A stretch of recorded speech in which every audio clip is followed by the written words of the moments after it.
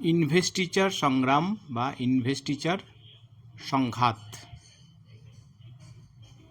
মধ্যযুগে ইউরোপে প্রশাসন বা রাজন্যবর্গের সাথে পোপ তথা রোমান ক্যাথলিক চার্চের যে ক্ষমতার দ্বন্দ্ব শুরু হয়েছিল তাকেই মূলত ইনভেস্টিচার সংঘাত বা ইনভেস্টিচার সংগ্রাম বলা হয়। একাদশ ও দ্বাদশ শতক নাগাদ এই সংঘাত চরম আকার নিয়েছিল। প্রকৃতপক্ষে প্রাচীন রোমান সম্রাট কনস্ট্যান্টাইন খ্রিস্ট ধর্ম গ্রহণ করার পর থেকেই প্রশাসনের সাথে রোমান ক্যাথলিক চার্চের এক নিবিড় সংযোগ সৃষ্টি হয়েছিল। কিন্তু মধ্যযুগের সূচনা লগ্নে হুন ও জার্মানদের আক্রমণের ফলে রোমান ক্যাথলিক চার্চ তথা ইউরোপীয় রাজনীতিতে এক বিশৃঙ্খল পরিস্থিতির সৃষ্টি হয়েছিল। এতৎসত্ত্বেও রোমান ক্যাথলিক চার্চ গির্জা এবং মঠগুলি শান্তি শৃঙ্খলা ও প্রাচীন ইউরোপীয় সংস্কৃতি রক্ষণাবেক্ষণের ক্ষেত্রে গুরুত্বপূর্ণ ভূমিকা নিয়েছিল। তবে রোমান ক্যাথলিক চার্চের বিশপ, আর্চবিশপ ও অন্যান্য ধর্মগুরুদের নিয়োগের ক্ষেত্রে এবং খ্রিস্টান মঠ এর প্রধান অ্যাবটদের নিয়োগের ক্ষেত্রে রাজা, সম্রাট এবং প্রশাসনিক কর্তারাই গুরুত্বপূর্ণ ভূমিকা নিতেন। কিন্তু দশম শতাব্দীর সূচনা লগ্নে জার্মান সম্রাট প্রথম অটো ঘোষণা করেছিলেন যে জার্মান রোমান ক্যাথলিক মঠের বিশপ, অ্যাবট প্রমুখদের নিয়োগের ক্ষেত্রে পবিত্র রোমান সম্রাটের সিদ্ধান্তই চূড়ান্ত হিসাবে পরিগণিত হবে। তারপর থেকেই পোপ এবং পবিত্র রোমান সম্রাটের পারস্পরিক দ্বন্দ্ব সর্বসমক্ষে উঠে আসে। পোপ সপ্তম গ্রেগরির সময়কালে এই দ্বন্দ্ব চরম পর্যায়ে উন্নীত হয়েছিল। ইনভেস্টিচার সংঘাতের কারণ। প্রকৃতপক্ষে সম্রাট ও পোপের মধ্যে এই ক্ষমতার দ্বন্দ্বের নানাবিধ কারণ ছিল। কোনো একক কারণে এই সংঘাতের সূচনা ঘটেনি। প্রথমত, রোমান ক্যাথলিক চার্চ ও মঠগুলির মূল ভূমিকা ছিল ধর্মীয় জীবনযাপনকে নিয়ন্ত্রণ করা, অর্থাৎ ধর্মীয় বিষয় ব্যতীত তাদের অন্য কোনো আর্থসামাজিক বা রাজনৈতিক বিষয়ে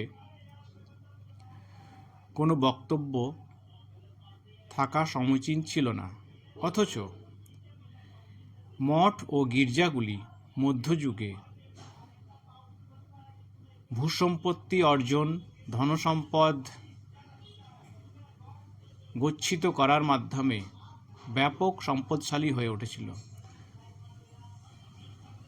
মঠ ও গির্জাগুলির আর্থিক সমৃদ্ধি প্রকৃতপক্ষে সামন্ত প্রভু, সামন্ত রাজা এবং সম্রাটদের চক্ষুশূল হয়ে দাঁড়িয়েছিল। দ্বিতীয়ত, খ্রিস্টান মঠ ও গির্জাগুলির যথাক্রমে অ্যাবট, বিশপ ও অন্যান্য ধর্মগুরুদের নির্বাচনের ক্ষেত্রে সাধারণত প্রশাসনিক কর্তা অর্থাৎ সামন্তপ্রভু, সামন্ত রাজা এবং সম্রাট গুরুত্বপূর্ণ ভূমিকা নিয়ে থাকতেন। অনেক সময়, বেশিরভাগ ক্ষেত্রেই অভিজাত সম্প্রদায়ের ব্যক্তিবর্গই এই পদগুলি অলঙ্কৃত করতেন। তৃতীয়ত, অভিজাত বর্গ বংশানুক্রমিকভাবে এই পদগুলি ভোগ করতেন। অর্থাৎ অ্যাবট, বিশপ বা অন্যান্য ধর্মগুরুদের নির্বাচনের ক্ষেত্রে অভিজাত পরিবারের জ্যেষ্ঠ পুত্রই বংশানুক্রমিকভাবে সেই পদ অধিকার করতেন। অর্থাৎ সেখানে ধর্মীয় চেতনা বা যোগ্যতার কোনো মূল্য ছিল না। চতুর্থত, সিমোনি প্রথা অনুযায়ী অনেক সময় অভিজাত বর্গ তাদের লোভনীয় পদগুলি অর্থের বিনিময়ে অন্যদের কাছে বিক্রি করে দিতেন। ফলে মঠ ও গির্জার পদাধিকার নিয়ে এক অবাঞ্ছিত প্রতিদ্বন্দ্বিতা লক্ষ্য করা গিয়েছিল। পঞ্চমত,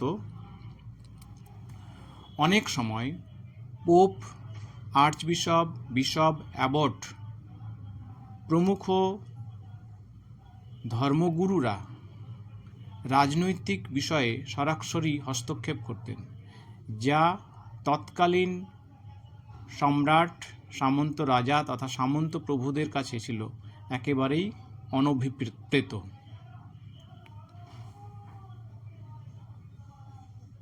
ইনভেস্টিচার সংঘাতের সূচনা ও প্রসার। একাদশ শতকের শেষের দিকে সপ্তম গ্রেগরি পোপ হিসাবে শপথ গ্রহণ করার পর তিনি একটি নির্দেশনামা জারি করেন। 1075 খ্রিস্টাব্দ নাগাদ জারি হওয়া এই নির্দেশনামা বা ডিক্রিতে বলা হয়েছিল যে স্বয়ং ঈশ্বর রোমান ক্যাথলিক গির্জা ও মঠগুলি সৃষ্টি করেছেন। সুতরাং পোপ, বিশপ, অ্যাবটরা কোনোভাবেই সম্রাট বা অন্য কোনো রাজার কাছে দায়বদ্ধ নন, বরং সম্রাট বা রাজারাই পোপের কাছে দায়বদ্ধ। সুতরাং বিশপ, আর্চবিশপ, অ্যাবট প্রমুখদের নির্বাচনের ক্ষেত্রে সম্রাটের কোনো বক্তব্য থাকতে পারে না, বরং পোপ যদি মনে করেন তাহলে তিনি সম্রাটকেও পদচ্যুত করতে পারেন। এই নির্দেশনামার পরিপ্রেক্ষিতে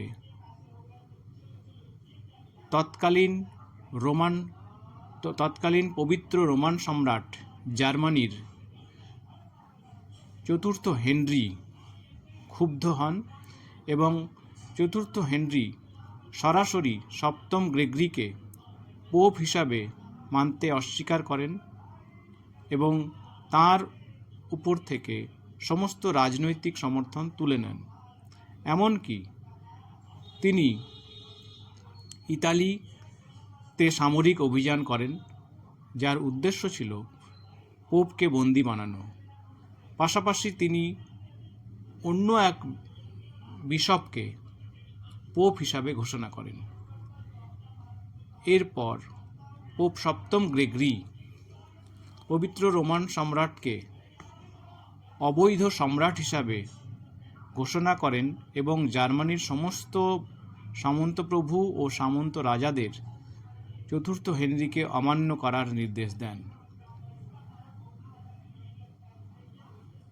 1076 খ্রিস্টাব্দের পরবর্তী সময়ে জার্মানিতেও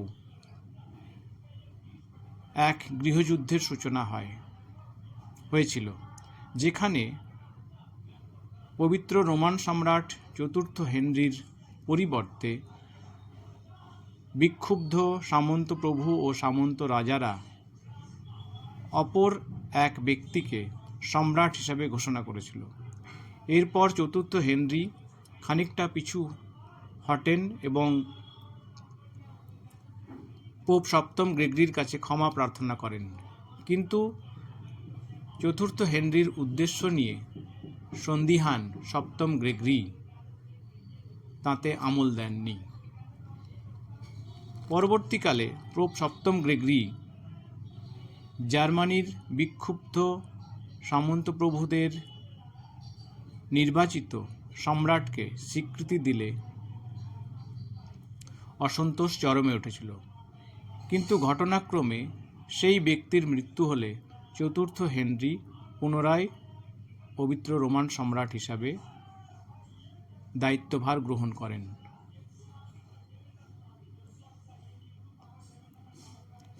1122 খ্রিস্টাব্দে পরবর্তী জার্মান সম্রাট পঞ্চম হেনরির সাথে কনকর্ডাট অফ ওয়ার্মস এর চুক্তির মধ্য দিয়ে সাময়িকভাবে ইনভেস্টিচার সংঘাতের পরিসমাপ্তি ঘটেছিল। এই চুক্তি অনুযায়ী জার্মান সম্রাট পঞ্চম হেনরি জার্মানির অভ্যন্তরস্থ সমস্ত রোমান ক্যাথলিক গির্জা ও মঠের বিশপ, অ্যাবট ও অন্যান্য ধর্মগুরুদের নির্বাচনের ক্ষেত্রে স্বয়ং উপস্থিত থাকবেন এবং রোমান ক্যাথলিক নিয়ম অনুযায়ী তাদের নির্বাচন করার অধিকার পান।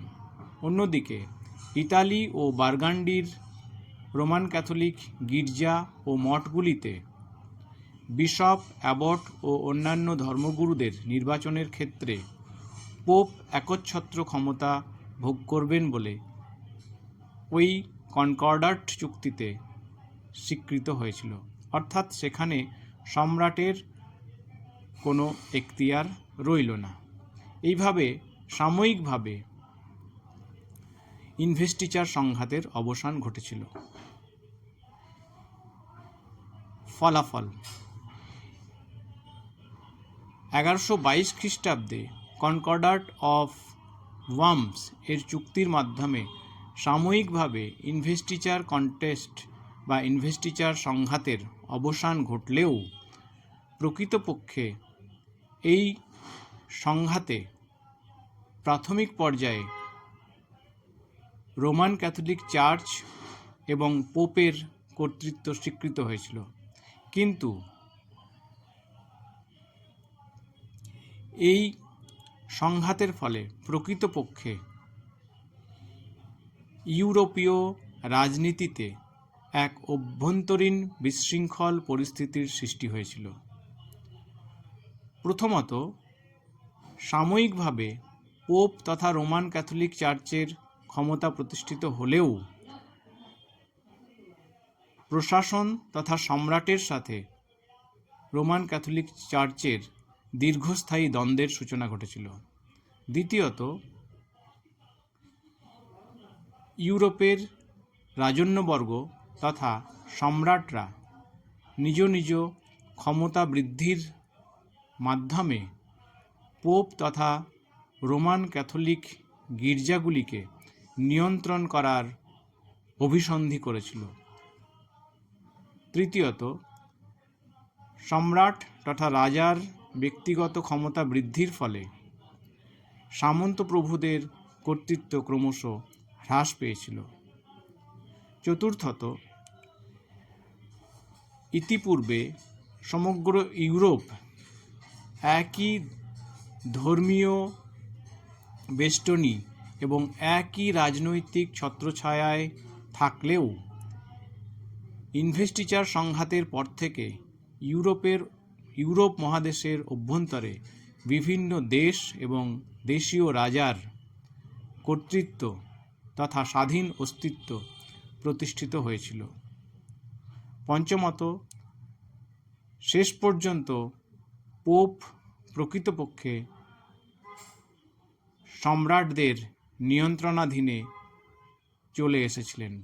বিশেষ করে ফরাসি রাজা ফিলিপের শাসনকালে পোপ তথা রোমান ক্যাথলিক চার্চ সরাসরি সম্রাট তথা প্রশাসনের নিয়ন্ত্রণাধীনে চলে এসেছিল।